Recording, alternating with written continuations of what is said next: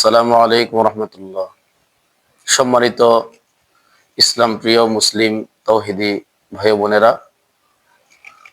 আজকে গুরুত্বপূর্ণ এক বিষয় নিয়ে আমি আলোচনায় বসেছি। সেই বিষয়টি হচ্ছে, আমরা যে 5 ওয়াক্ত নামাজ পড়ি, এই 5 ওয়াক্ত নামাজের মধ্যে সুন্নত নামাজ আছে।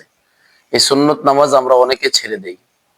তো কোন কোন নামাজের কোন কোন সুন্নত নামাজগুলো ছেড়ে দেওয়া যায়, অথবা কোন কোন নামাজের কোন কোন সুন্নত গুলো পড়া একেবারেই জরুরি, না পড়লে গুনাহ হবে, এই বিষয়গুলো আমাদের জানা দরকার। 5 ওয়াক্ত নামাজের যে সুন্নত গুলো আছে, এই সুন্নত নামাজগুলো 2 প্রকার।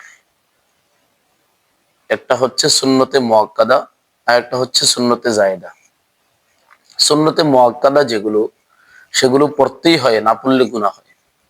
আর সুন্নতে জায়েদা যেগুলো, সেগুলো ছেড়ে দিলে কোনো গুনাহ নেই, তবে পড়লে অনেক সওয়াব। যেমন আমরা ফজরের নামাজ পড়ি, ফজরের নামাজের আগে যে 2 রাকাত সুন্নত আছে, এই 2 রাকাত সুন্নত সুন্নতে মুআক্কাদা পড়তেই হবে, না পড়লে গুনাহ হবে। এরপরে আমরা যখন জোহরের নামাজ পড়ি, জোহরের নামাজের আগে 4 রাকাত সুন্নত আছে।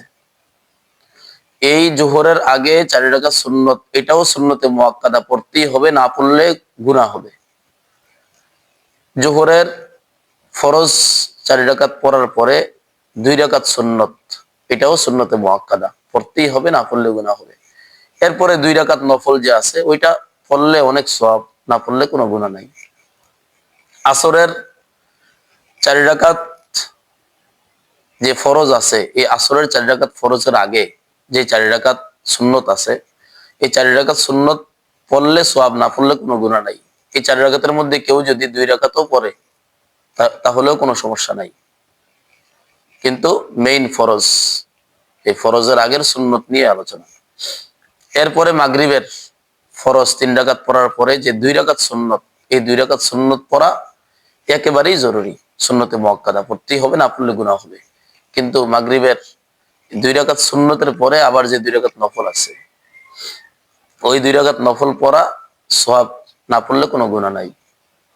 কিন্তু এখানে একটা গুরুত্বপূর্ণ আমল আছে, সেই আমলটা হচ্ছে, পবিত্র হাদিস শরীফে আছে, কেউ যদি মাগরিবের পরে 2 রাকাত করে 6 রাকাত আউয়াবিন নামাজ পড়েন, নফল নামাজ পড়েন, আল্লাহ তাআলা তার আমল নামায় 12 বছর ইবাদতের সওয়াব দান করবেন। এরপরে এশারের নামাজ, এশারের ফরজের আগে 4 রাকাত সুন্নত, এটা সুন্নতে জায়েদা, পড়লে সওয়াব, না পড়লে কোনো গুনাহ নাই। এরপরে 4 রাকাত ফরজ, 4 রাকাত ফরজের পরেই আবার যে 2 রাকাত সুন্নত, এই 2 রাকাত সুন্নত পড়াও সুন্নতে মুআক্কাদা পড়তেই হবে, না পড়লে গুনাহ হবে। এরপরে আবার 2 রাকাত নফল যে আমরা পড়ি, এটা পড়া সওয়াব, না পড়লে কোনো গুনাহ নেই।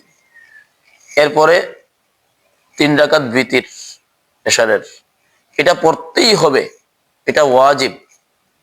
3 রাকাত ভিতির নামাজ পড়া ওয়াজিব। ওয়াজিব সুন্নতে মুআক্কাদার চাইতেও বেশি গুরুত্ব, ফরজের প্রায় সম পরিমাণ।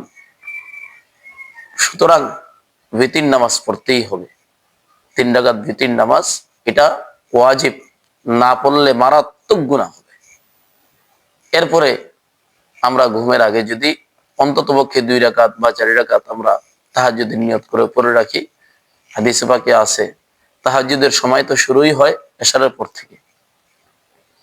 অন্ততপক্ষে আমরা 2 রাকাত বা 4 রাকাত যদি আমরা তাহাজ্জুদের নিয়তে পড়ে ঘুমাই, আল্লাহ তাআলা আমাদেরকে তাহাজ্জুদ গুজার বান্দা যারা, তাদের সাথেই উঠাবেন ইনশাআল্লাহ।